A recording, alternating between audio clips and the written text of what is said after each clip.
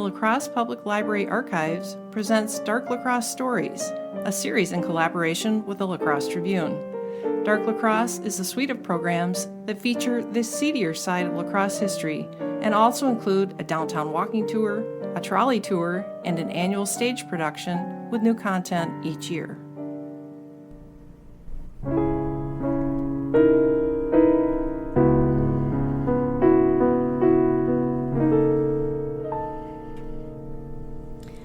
I was there that night with my daughter. She was around 12 at the time. A large group of men overpowered the deputies guarding the jail. And very shortly after that, the man who had killed poor Frank Burton was brought out of the jail with his hands tied. We saw the crowd string the rope around the man's neck and hang him in a tree. It was horrifying. I will never forget his face. He had such a look of terror. I tried to get my daughter to look away and get her out of there, but I couldn't. It happened so fast. I will never get over that image of his face, closely pressed against the tree limb, dead. My daughter will never forget it either. She's grown now, but she says she still has nightmares about that night. Upon breaking Frank Burton's shooter out of the jail, the mob of angry La Crosse citizens gathered in the park-like area outside the jail and courthouse, held back the deputies and other officers and hauled him out, hands tied. Some in the crowd wanted the man to speak, to explain his actions. Others were growing worried that the National Guard would be called out to disperse them. They found a rope, put it around the shooter's neck, and began hauling him up into a tree. The rope broke, and the men fell to the ground. A thicker rope was located, and this time it did not break. The body was taken down and left in the charge of the sheriff. Papers in the pockets of the lynched man helped identify him as Nathaniel Mitchell, known by his nickname Scotty, who had in recent years worked for logging camps in winters and on the river in the summers. It is not fully clear what Scotty Mitchell's problem with Frank Burton was. The trouble may have started from more than a year earlier. Burton had been a customs official at the city's riverfront, and rivermen desiring sick leave had to get his permission before their employees would let them off. Burton had denied Mitchell this permission in the summer of 1883, and Mitchell may have held a grudge. Stories were reported after the lynching that Mitchell had made threats against Burton in the past. Mitchell had been arrested a few times over the years for getting too rough in bars and brothels, and had reportedly spent some months in mental health facilities in Wisconsin and in Minnesota. A coroner's inquest was held the day after the lynching. Somehow, even though hundreds and maybe thousands had been in the mob, none of the witnesses could name any individuals responsible for the vigilante actions. Press reports included various names, but the accounts differ. Some were quick to include local celebrities, such as Doc Powell, putting him at the door of the jail, or at the head of the beam, or up in the tree calling for the rope. He may well have been there, but it seems unlikely that he was in all of those places. The shooter of Frank Burton was now dead, but the community had yet to mourn. The day of Frank Burton's funeral was a major event in the city. To accommodate the expected crowds, a funeral was conducted in and outside of his recently built home on Cass Street. More than 2,000 people attended the visitation in the morning. Even more people attended the formal funeral that afternoon. 2 ministers presided over the service and a choir sang. A eulogy was given from the front porch. Sidewalks and streets were crowded for several blocks around. Afterward, a procession said to have been up to 180 carriages long, plus hundreds of people on foot, was formed as the casket was transported to Oak Grove Cemetery. The hearse at the front of the procession reached the burial plot about the time the last carriage joined the line on Cass Street. It was reported that upward of 5,000 people went to the cemetery that afternoon. A newspaper account stated, quote, "No one ever had a grander public funeral in this city." The night closed in with golden clouds, and the soft winds seemed to whisper, "All is well." From this bleak hill of storms to your warm sunny heights, where love forever shines, pass over to thy rest, the rest of God.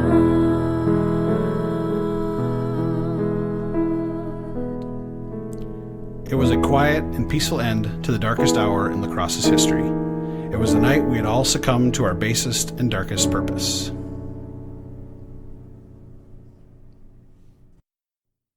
And now I'd like to welcome in David Krantz, Director of the Southwest Wisconsin Library System based in Fenimore. David was a member of the Archives Department from 2013 to 2018 and did some of the initial research for this story. When people hear the word lynching, some assume that there's a race-related motive involved. That is not the case with the Scotty Mitchell lynching. As you've just heard, the outrage at Mitchell that led to a crowd's murderous vigilante actions was over Mitchell's shooting of another white man, Frank Burton, downtown in front of hundreds of men, women, and children. There remains a sad possibility that there may have been race-related lynchings in our area, but no records are known to document them. There are certainly documentations of racism and racial violence in our city, which you can investigate at the La Crosse Public Library Archives, but there is only the one recorded lynching. That makes this story a biggie for La Crosse. As the only recorded lynching in the city's history, of course it stands out. But unlike several other true crime tales the Dark La Crosse team has researched and performed, this one heavily involves the broader community. You could have been at the parade where Frank Burton was shot. Maybe your neighbor stood outside the jail as the crowd demanded Scotty Mitchell's life. Or any of us could have been part of the funeral procession, dropping symbolic sprigs of cedar on Burton's grave. It's very easy to imagine that, had we been around in 1884, we could very well have been witness to some aspect of this multifaceted story. Adding to the appreciation of the Mitchell lynching story is how almost literary the events are. Through the action of the story, we observe that an abominable deed performed by the individual can as well be performed by the mob. We are treated to an exploration of justice as a theme, as we hear of an individual and then a group responding to injustices. The community as a character participates in the action, playing important roles at major points in the story. And the themes are not all stuck in the past. The Burton murder Mitchell lynching story contains many themes that remain current in our world today: healthcare availability and affordability, perceptions of mental health, and immigrant experiences, just to list a few. The source material available for this story, which is primarily local newspaper accounts written in the days following the murder and lynching, goes to some lengths to place individuals at the jailhouse doors. Names mentioned include fairly well-known figures from the city's past, such as Doc Powell and Nathan Smith. These are interesting people.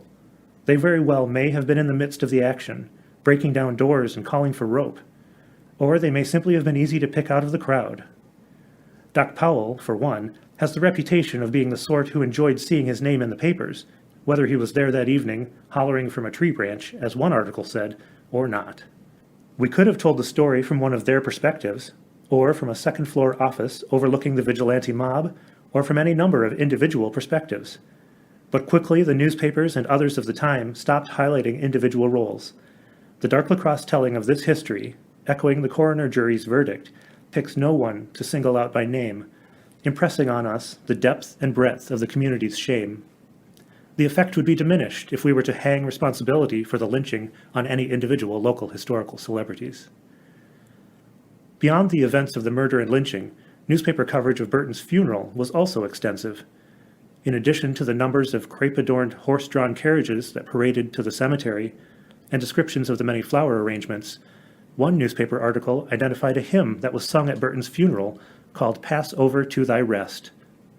We were able to find music from the time period for this piece, and Dark La Crosse pianist and composer Luke Thering incorporated the hymn into the stage production.